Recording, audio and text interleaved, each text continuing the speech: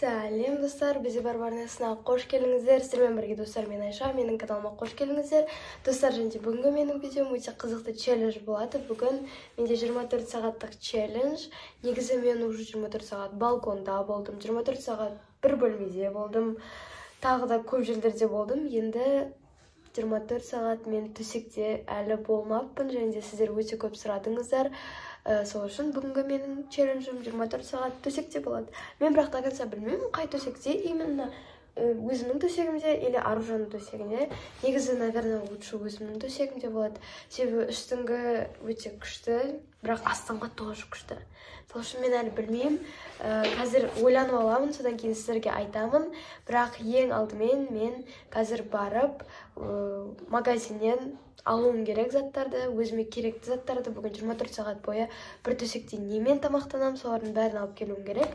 Және де немен айналсам, сол заттарды алып келетін боламын. Және де бірге біз бәріміз 24 сағат бойы осы төсекте отыратын боламыз. Скорее всего, достар, мен ойлаймын, мына төсекте деп. Сол үшін 24 сағат өзімнің төсегімде отыратын боламын. Ол болса, сіздер міндетті түрде видео басталмастан бұрын лайк басып, менің каналыма тіркелуді ұмытпаңыздар. Ол болса, мен осымен видеоны бастаймын. Алдырша тонека біз бастаймыз. Кеттік.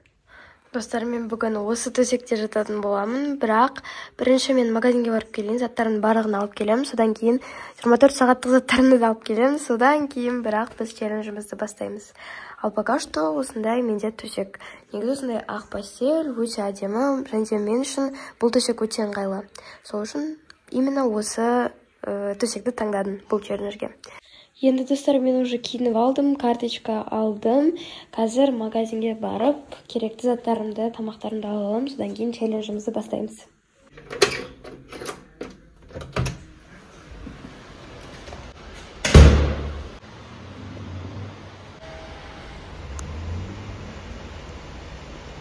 Все, достар, мен шықтым. Все, мен кеттім. Тағы да бірнеше үйге продукталар алу керек, және де өзіме тағы да бір, наверное, чипсы, сондай бір вкусняшкаларды алатын шығармын. Егер сондайлар алып жатсам, онда бүгінгі менің челленджім реально өте күшті болады.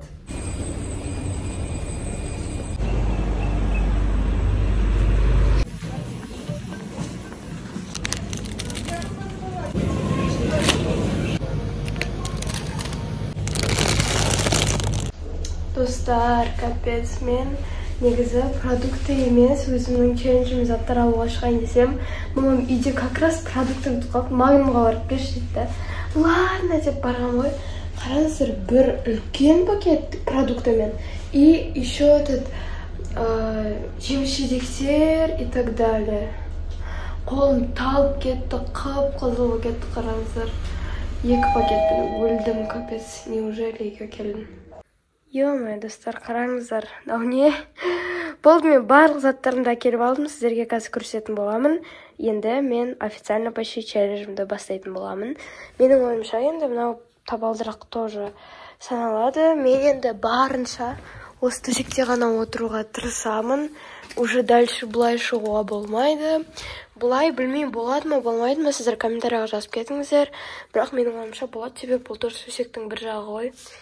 Енді давайте, достар, біз официально 24 сағаттық челленджімізді бастаймыз. Болды, енді маған шығуға болмайды. Мен осы заттармен ғана бүгін 24 сағат бойы өмір сүретін боламын. Енді челленджіміз басталды. Достар, бүгін мен 24 сағаттық челленджімді қалай өткізетінім қызық болса, онда міндетті түрде соңына дейін көріңіздер. Ал мен қазір сіздерге бүгін немен вообще өмір сүретінімді көрсететін боламын. Ең бірінші, және менің ойымша өте керекті зат, ол осындай табуретка. Бұл табуретка емес, бұл Фатиманың заты, типа бүйтіп стол қояды.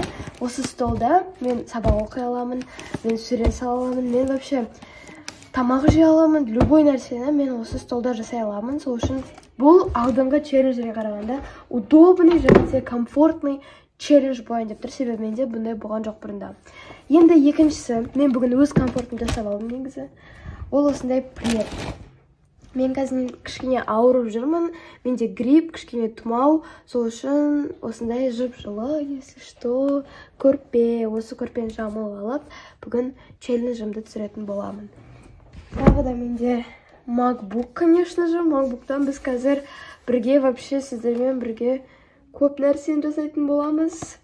И сериалдар көреміз, и видео көреміз, өте көп нәрсе істейміз, короче. Содан кейін осындай кітаптар. Бұл кітаптар, короче, национальный география туралы біз үйге алып келді бізге папамдар.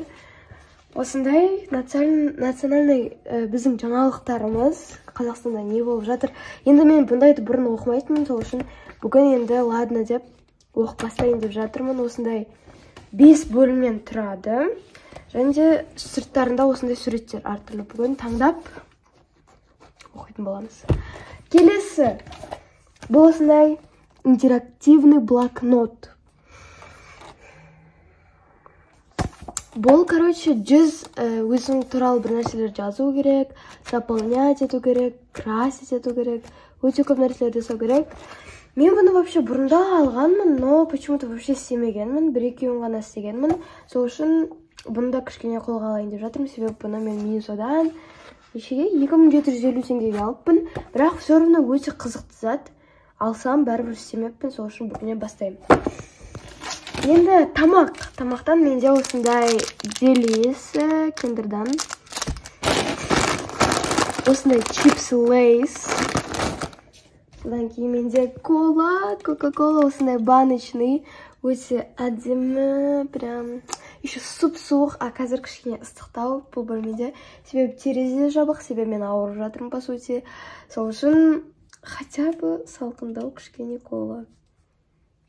Содан кейін менде еще морозильникте мороженое бар. Егер қарным ашып жатса, онда Фатиманы шақырып өзімнің мороженымды алдырта салам.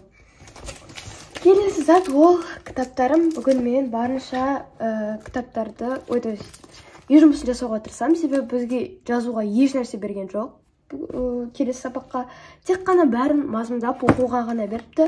Сол үшін мен бәрін кішкене оқып мазмұндауға тырысатын боламын. Сол үшін бүгінгі біздің челленджіміз өте қызықты болады. Ал біз бастайық.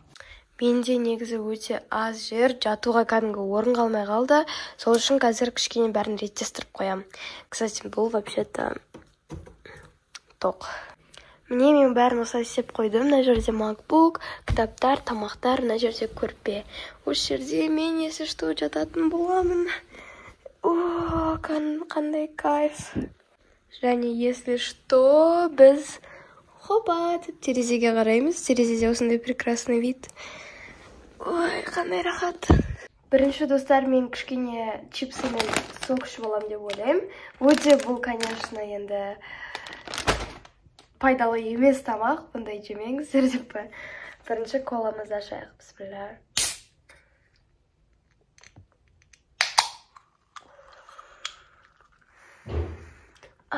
Иіскеп көріңіздер.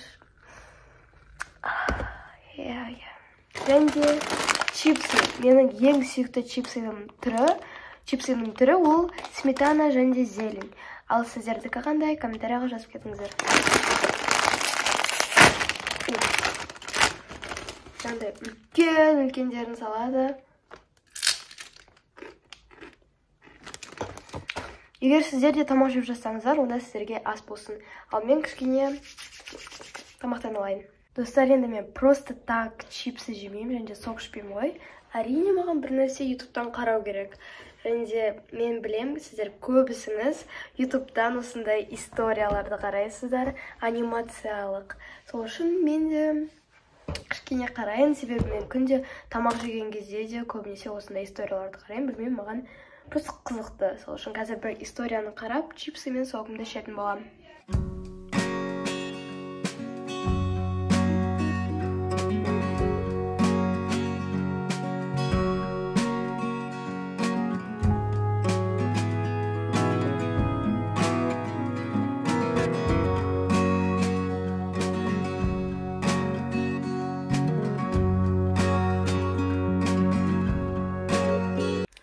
Достар, чипсы аз қалды, кола аз қалды.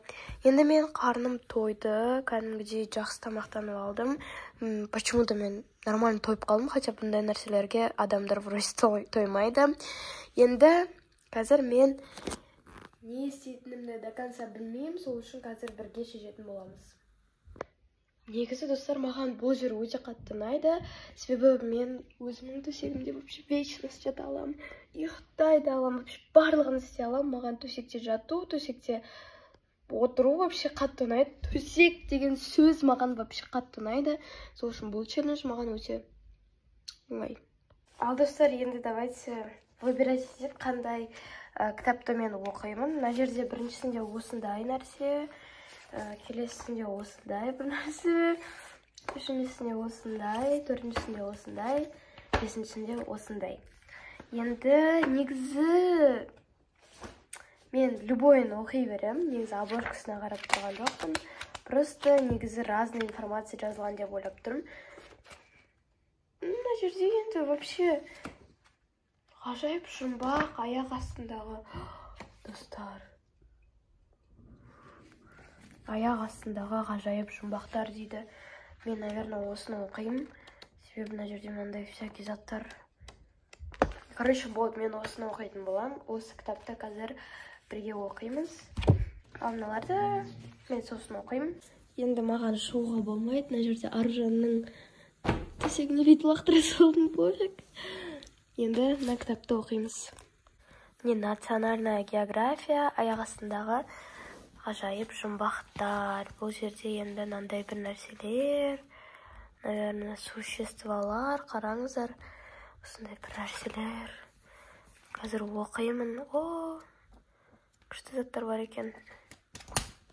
Менде мына жерде достар еще жастық жоқ, а мына жерде Аружандікінде жастық тұр. Ал маған шығуға болмайды, сол үшін қазір мен қалайда алуға тырысамын. Ой, блин. Қазір құлайтын сияқтымын. Ойбай, достар, құлай жаздадым.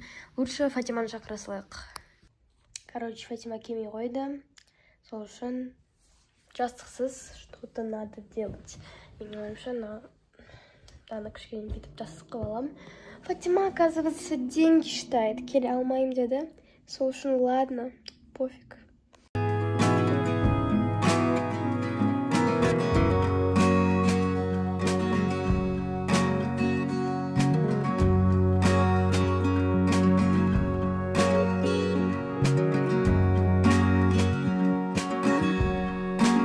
Достар, бұл кітап шынымен де өте қызықты екен.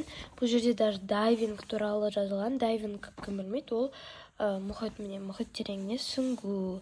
Ол мына жерде қорқынышты емес жайлығы туралы айтылған. Ол акулаларды көргеннен қорықпайсыз деген акула туралы айтқан. Өте қызықты мәліметтер, міне құрлық туралы, теңіз туралы, мына жерде вообще бақаларды туралы айтып кеткен. Өте көп және қызықты ақпараттарды мен бүгін алдым осы кітаптың арқасында. Енді ертеңнен бастап осыны көп оқуға тырысамын, және басқа да бөлімдерін тош қалдыртпай оқуға тырысамын. Енді менің кітап оқуым бітті. Достар, білмеймін неге, бірақ мен уже қатты ұйқым келіп кетті. Может быть, мен төсекте отырғанның арқасында, может быть, мен кітап оқығанның кесірінен, себебі мен кітап вообще оқымайтын адаммын негізі. Даже өмірімде, вообще кітап оқымайтын адаммын, по сути, бірақ осылай сразу бастап кеткен, может быть, содан менің ұйқым келіп жатыр, білмеймін. Ой, уже ұйқым келіп бара жатса да, мен ұйықтамаймын, сабақ оқимын. Қазір өзімнің үй жұмыстарымды оқып тастауға тырысамын, мен ұйықтап қалмасам. Ертең бізде, достар, 7 сабақ. Бізде 9 класста почти бүкіл күн 7 сабақ, тек қана 2 күн 6 сабақ, яғни 3 күн 7 сабақ, 2 күн 6 сабақ болады. Даже біз осы жылы, осы 9 сыныпта мен тағы госэкзамен тапсырамын. Сол үшін осы жылы мен кәдімгідей дұрыстап оқуым керек, госэкзамен тапсыру үшін. Себебі енді кәдімгідей қорқынышты болайын деп жатыр. Сіздерге көрсетейін, мен қандай вообще сабақтар оқимын. Бірінші ол дінтану. Дінтанудан бізде шынымен де қызықты сабақ, бірақ бізде кітап жоқ. Сол үшін тек қана конспект жазамыз, үйге еш нәрсе бермейді. Қазақ тілден бізде БЖБ болады, БЖБ-ға дайындық. География. Географиядан бізде 7-ші параграфты оқуға берді. Айттым ғой, мазмұндауға берді. Информатика. Информатикадан бізге мына параграфты оқуға берді. Енді ағылшыннан бізге тоже мазмұндауға берді. Конечно же, мынаны мазмұндауға. Бізге жазуға айттыру вообще түк берген жоқ. бәрін тек қана мазмұндауға берді. Сол үшін қазір мен енді мазмұндай алатын сабақтарымды мазмұндаймын. Достар, сабақты бастамастан бұрын мен кішкене киндер жеп алайын, конечно. Менде Делис, вообще мен Делисті қатты жақсы көремін. Киндер компаниясын вообще тоже қатты жақсы көремін. One Love просто шоколадтары айта алмаймын бар ғой енді. Өзіме лично қатты ұнайды. Сіздерге де ұнайды деп ойлаймын. Бәріне ұнайды деп ойлаймын вообще. Мынандай қараңыздар. Іші қазір осындай бісміллә. А если что, оң қолым.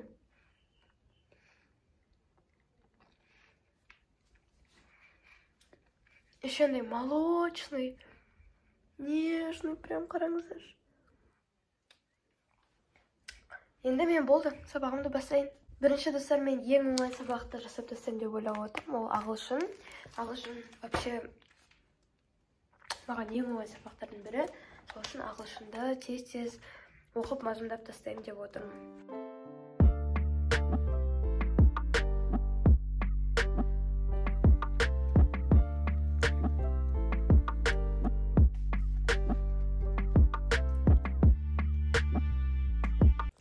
Достар, мен болдым. Неужели ағылшынды жасап тастадым. Енді, в принципе, информатика апай бәрі сұрамайды. География сыныпта мазмұндай саламын. Қалған сабақтар менде жасалды. Сол үшін болды, достар, мен сабақтарымды точно біттім. Бүгін жазуға бермегендіктен вообще оп-оңай болды сабақ жасау. Енді келесі мен осыны толтырғым кеп бара жатыр. Бағанадан бері сабақтарын жасадым, кітапты оқыдым. Енді осы ғана қалды менде. Қазір бәрін жасайтын боламыз. Мына жерде чек-лист читателя деген бар да. Короче, өзіңнің қашан және де неше бет оқыған жазып отырасың да.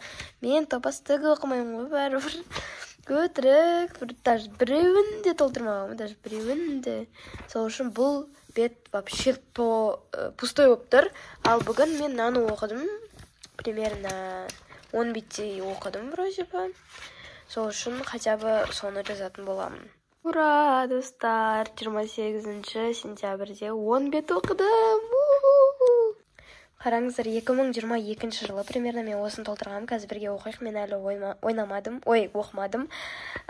Лучше всего мне получается играть в волейбол.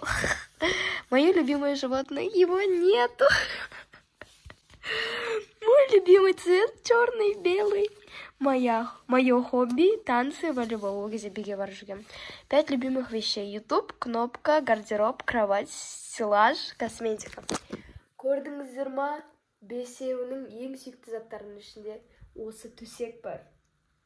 Сол үшін жерде осындай шифровка бар. Бұларды мен жаңа істедім. Осындайлар, короче, шықты. Енді жауабы осының барлығы. И днем, и ночью кот ученый, все ходит по хэппи кругом деп жазған. Жақта енді хэппи деп шықты, білмеймін. Сондай сөз жоқ ма? И днем, и ночью кот ученый, все ходит, и бір нәрсе еді ғой. Хэппи деген сөз бар ма не ояқта? Не оған, короче, өзімде түсінбей қалдым, но зато хотя бы тоже бір страницасын толтырдым. Мынаған қараңыздар, фитнес-контроль дейді. Мен мынандай істегенше өліп қалам ғой, уже істеп атқан кезде. Жүрегім тоқтап қалады. Мынау не енді, мынаны қалай істеймін? Өлем ғой. Ал енді ладно да. Біріншісіне шоке болып тұрмын ғой. Ладно, мынау не енді? Өлші қонағы достар. Біріншісінен точно аяғым тыңқ етіп, точно бір нәрсе қадалам ғой. Достар, мен шаршап кеттім уже. Мен күнделігімді толтырдым, сабағымды оқыдым. Вообще ұйқым қатты келіп жатыр. Сол үшін менің ойымша мен хотя бы 20 минут болсын ұйықтап аламын. Себебі бүгін бізде 7 сабақ болды. Шудан кейін мен сразу келіп, вообще бүгін дұрыс ұйықтаған жоқпын. Бүгін 3-4 сағат қана ұйықтағанмын. Сол үшін кішкене ұйқым қанбай, әлсіреп тұрмын. Кішкене бір хотя бы 20 минут болсын ұйықтап аламын. Сол үшін и 20 минуттан кейін сіздермен бірге көрсетін боламыз.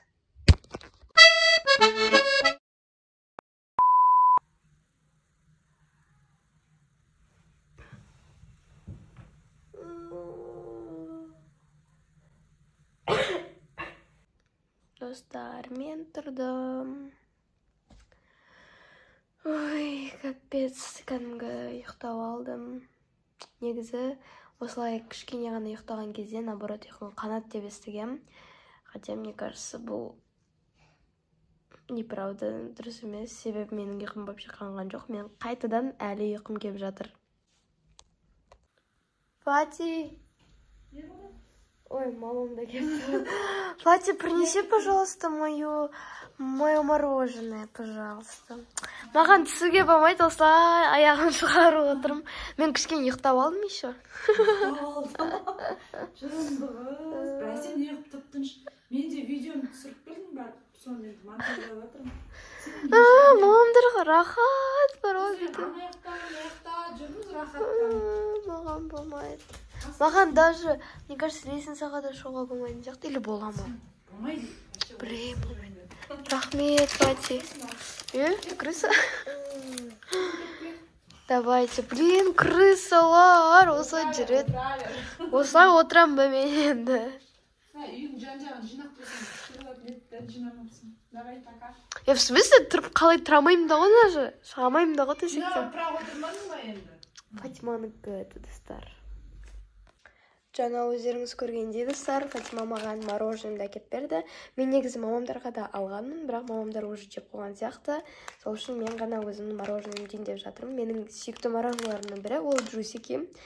Себебі бұл біріншіден арзан тұрады, екіншіден бұл өте дәмді фруктовый лед. Короче, давайте жейік.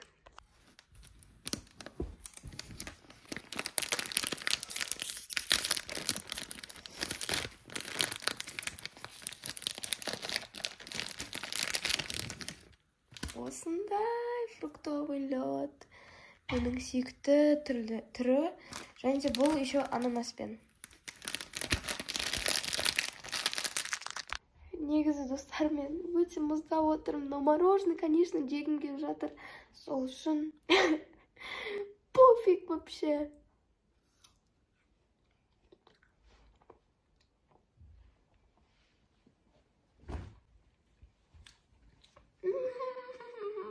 Сол достар, енді барлығын ау. Давай играть. Даже төсекте болған кезде играться? Ага. Косметику. Я сейчас все принесу тебе. Ладно. Большая коробка. Капец, ну проходи тогда. В мой дом приходи. Что там, мен чипсым жеп кеттіңіз ба? Ладно, кушай. Мындай, короче, косметикасы бар.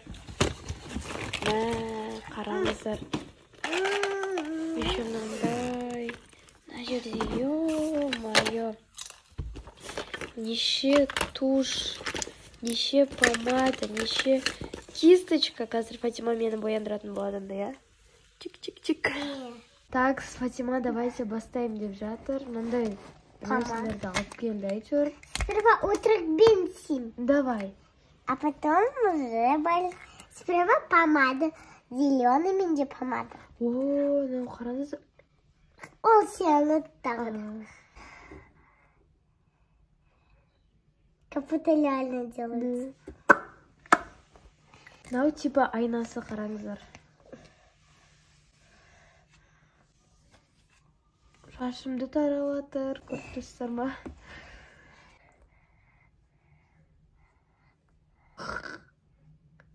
Ё-моё.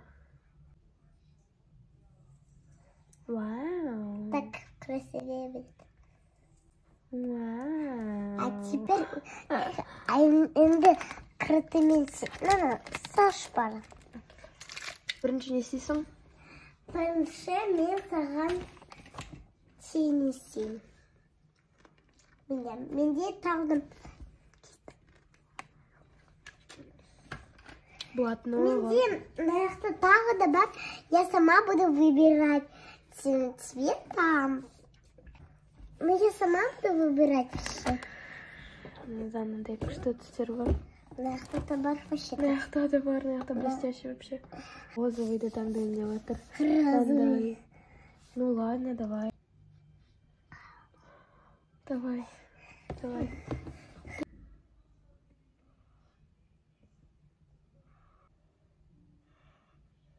Мен даже шын өмірде тени жақпаймын. Вау, у тебя реально хорошо получилось. Ну, я вообще-то старалась. Надо же вообще-то. Короче, хайлайтер ма, бір нәрсе жасайын деп жатыр. Хайлайтер. Ну, вообще.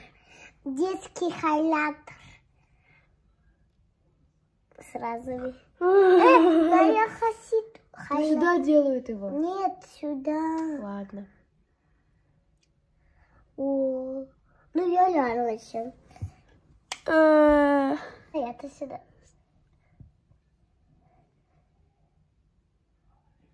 Это чтобы брови были длиннее. Не надо. Длиннее не надо вообще-то.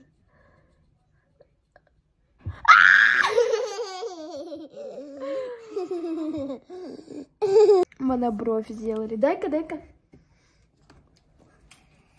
Через зато брови. Смотри. Это не стирается. Стирается. Но у меня не сыт. У меня тоже вот сюда. А это рассчитывается? Ну да. Ну это же... Все. Надо помада. Розовая помада. Давай. Тоже розовая.